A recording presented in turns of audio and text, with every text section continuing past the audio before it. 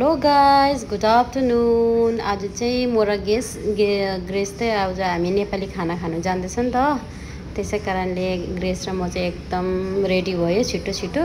आज छुट्टी थियो नि त, कामहरू सक्यो। त्यहाँदेखि चाहिँ ग्रेसले फेरि लक गर न दैलो भनेको कि ग्रेसलाई। ऊ चाहिँ कहीँ जाने बेलामा नि फ्यान अफ गर्नु, लाइट अफ गर्नु, उसको चाबीहरू कहाँ राख्नु पुरा उयो गर्छ।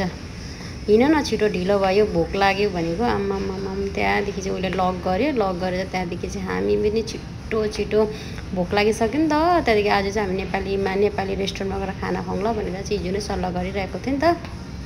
त्यहाँदेखि चाहिँ उसले फेरि कचरा पनि फाल्ने र सिधै कचरा पनि फालौँ भनेर हामी चाहिँ निचेबाट कचरा पनि फाल्नु गयो। त्यहाँदेखि चाहिँ जाउँ भने होइन, त्यहाँदेखि उसले चाहिँ मलाई मेट्रोमा जाउँ भनेको थियो। मैले चाहिँ घरको अगाडि बस पाउँछ, बसमा जाउँ भने होइन, बस त पाउँदैन। बाफ्रे 6:30मा हिँडेको 7:30 तक हामीले वेट गऱ्यौँ, बसै पाएन। त्यहाँदेखि चाहिँ बल्ल बल्ल बस पाएर चाहिँ हामी चाहिँ बर्दुबेको मेट्रो स्टेसनको पासमा आइरहेको छ होइन। त्यहाँदेखि चाहिँ हामी डाइरेक्ट गयो नेपाली सिल्भर स्पुनमा गएर चाहिँ हामीले मैले चाहिँ ढिँडो पुरा ढिँडो खानु मन परिरहेको थियो नि त। मैले चाहिँ ढिँडो मगाएँ, ग्रेसले चाहिँ थकाली मगायो होइन। हेर्नुहोस् न कति धेरै दिन्छ। यो चाहिँ अनलिमिटेड हो होइन, जति खाँदाखेरि पनि हुन्छ।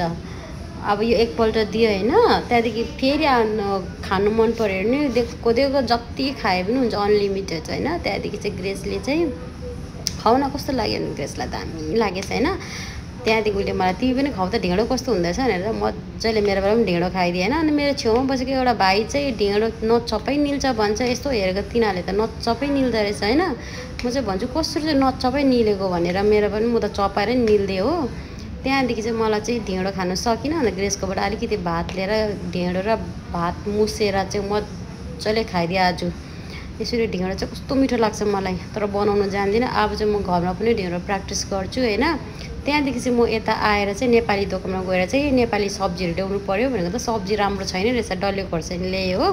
त्यहाँदेखि चाहिँ हामी चाहिँ सबै सकेर चाहिँ अब हामी मेट्रो स्टेसनपट्टि लाग्दैछ, मेट्रोमा आउनु पऱ्यो भने त अलगुबा मेट्रो स्टेसन आइपुग्यो। हामी हिँड्दै त्यहाँदेखि हाम्रो चाहिँ बल्ल बल्ल मेट्रो स्टेसन थियो। त्यहाँदेखि हामी भित्र पस्यो। भित्र पसेर चाहिँ हामी तल मेट्रो वेट गर्नुपर्छ नि त। त्यहाँदेखि तल हामी जाँदैछ होइन।